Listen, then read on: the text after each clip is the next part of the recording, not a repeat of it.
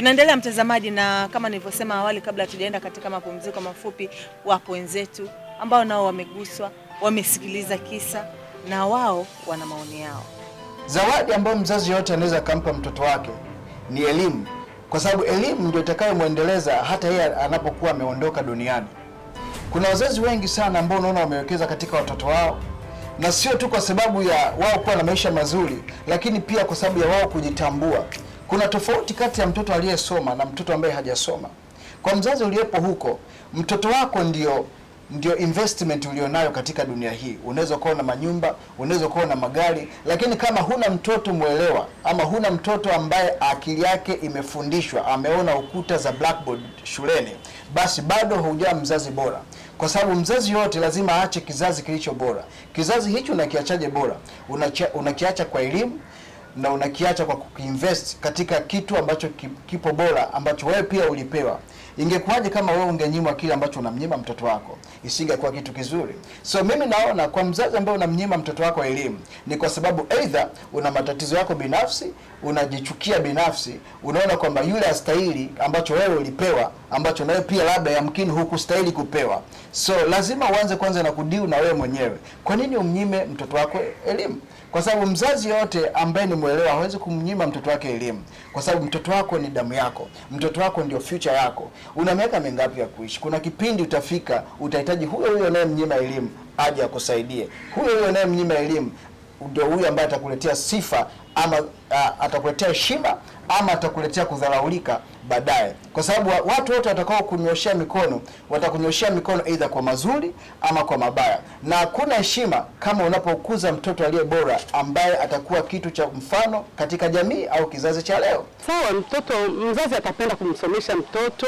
sana, lakini saa nyingine anakuwa busy labda na kazi, sijui niseme ni ugumu wa maisha. Kwa kweli hapo nashindwa kuelewa.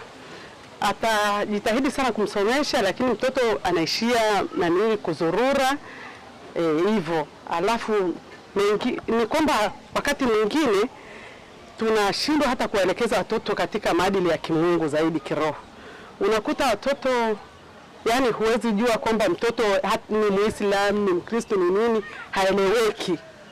Watoto hivyo kwamba sasa hujaweza, hatuna ile ya kukaa na watoto chini ya kuwafundisha kwamba hapa unatakiwa labda maandiko matakatifu yanasema hivi, mtoto wangu hivi, fanya hivi ndio itakaa vizuri. Soma itakusaidia kwa manufaa ya baadaye. Kama ambavyo Biblia inavyosema kwamba usiache elimu iende zake.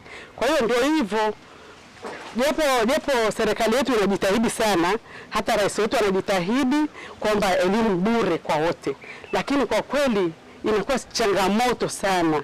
Wazazi wanakuwa sijui kwa nini kwa kweli. Mungu atusaidie na serikali iendelee kutusaidia sana. Baadhi ya wazazi wanabezi sana kwenye masuala ya starehe. Wanakuta anafanya sana starehe, anasahau familia yake. Kana kwamba labda mimi nimetoka na mtoto wangu, nimetoka kijijini mtoto wangu, nimekuja mjini kutafuta maisha, maisha nimepata fresh, lakini najua kama na mtoto na mke nyumbani, lakini nakuwa nawasiliana naye tu, bwana mtoto anahitaji aende shule, lakini nashindwa kufanya mahitaji ya mwanangu sababu bado naendelea starehe zangu, bado nahitaji kufanya starehe mimi kama mimi. Kwa hiyo naona mtoto kwa upande wangu mwingine ananipa mzigo. Kingine pia kuna baadhi ya mila ambazo anafikiria mimi na mali, afu nimsomeshe mtoto. Kwa mfano mtoto wa kike nimsomeshe, afu mwisho wa siku atakuja ataolewa, afu mimi nitakuwa faida yangu ipi? Faida kumsomesha mwanangu itakuwa ni ipi? Kwa nakuta anakosa moyo wa kumsomesha. Watoto wapelekeni shule. Watoto wapelekeni shule wapate elimu, kwa sababu bila elimu katika kizazi chetu cha sasa hivi ni ngumu kwa mtoto yote kufanikiwa, kwa sababu elimu ndio inayomfanya awe tofauti na watu wengine. Dunia leo inahitaji mtu anayejua kitu cha tofauti ili mpe kilicho cha tofauti. Hivyo usimnyime haki yake, usimnyime future yake, usimnyime malengo yake.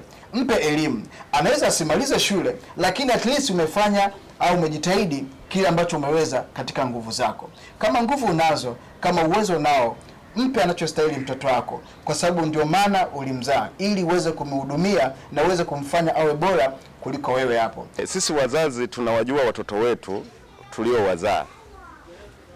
Kuna mzazi ambaye anaweza kujua tabia ya mwanae, kwamba mwanangu bwana ana tabia hizi na hizi, ana tabia za utundu, pengine hizi kubeti, kuvuta bangi, kasoro na nyingine. Kwa hiyo mzazi anakuwa na hofu kwamba pesa yangu nayopeleka kule kwa ajili ya mwanangu inawezekana sisome, akawa na haribu, hata pengine kumharibia hata mdogo wake anayemfuata ili asipate elimu. Lakini kwa watoto wa darasa la 7 waliomaliza elimu ya msingi, ni halali mzazi ampeleke mwanae sekondari, kama amefaulu ampeleke. Mzazi wako anapojitolea kukupeleka shule, hakikisha unasoma. Wengine mnapewa ada za shule, mnaenda kuzitumia, mnaenda kuwapa wasichana, mnaenda kuwapa marafiki zenu, kuwaonesha kwamba nyinyi mmetokea katika familia za kitajiri, mkisahau kwamba wazazi wanajinyima, mkisahau kwamba wazazi pia wanajitolea ili muweze kuwa vizuri. Unajua, mfano naweza nikakupa, unapomwona bata yupo juu ya maji, usifikiri anapulizwa na upepo, chini ana haso, anapigana. Kwa hiyo mzazi wako anapokupeleka shule, mshukuru kwa hilo, kwa sababu anajinyima mambo mengi sana ambayo yamkini unaweza usijue kwa sababu bado ya utoto wako na mchezo wako. Hivyo ichukue nafasi, kwa sababu kuna wengine ambao wanailia ya kwenda shule, wengine hawana wazazi. Kwa hiyo kama una nafasi hiyo, soma. Na wewe ambao bado hujapata nafasi hiyo, lakini wazazi wako wana uwezo wa kusomesha ila wamekataa kukusomesha, tupo hapa kuhamasisha na kuwaomba, tafadhalini watoto wapelekeni shule wakasome, kwa sababu kizazi kijacho tunahitaji kizazi cha watoto ambao ni waelewa, watoto ambao watasaidia taifa letu, watoto ambao watasaidia serikali yetu. Nabaki kuwa Eli David. Asanteni sana. Tumewasikiliza wenzetu. Mimi binafsi napata shida kidogo. Kwa nini? Yaani sijapata jibu. Na hata nilipozungumza na huyu mtoto nilijiuliza, nilitamani sana kukutana na baba wa huyu mtoto. Nimuulize tu, kwa nini hujisikii kumuendeleza mtoto wako? Na niseme kitu kimoja kwamba mara nyingi wazazi wa aina hii ni wale wazazi ambao akikaa mahali anaweza kabisa akasifia mtoto wa mzazi mwenzie, anaweza akasifia mtoto wa jirani, lakini mtoto wake anamponda, mtoto wake anamkatisha tamaa, hampi nafasi ambayo wazazi wenzie wanawapa watoto wao. Hebu tuchukue nafasi kujitafakari sisi kama wazazi, tunachokifanya kwa watoto wetu ni sahihi? Na kama kuna mahali unahisi unatetereka au umetetereka au bado unaamini haufanyi vizuri, bado nafasi unayo. Uzuri ni kwamba watoto wana mioyo ya kusamehe, lakini pia kama hautarudi wewe mwenyewe, hautajirudi mzazi na kumpa kile anachostahili sasa hivi, ndio zile story ambazo tunazipata baadaye kwamba mtoto naye analipiza kisasi kwa mzazi. Ni kwa sababu ya yale matendo ambayo tumewatendea wakati wao hawana uwezo wa kujisaidia. Lakini unapofika kipindi cha wao kuweza kujisaidia, na mara nyingi huwa inakuwa hivyo, wazazi tunakuwa hatuna nguvu tena ya kuyafanya yale ambayo tunatamani. Basi nikiamini kwamba umejifunza chochote kuhusiana na kipindi hiki, mpaka wiki ijayo. Kwaheri.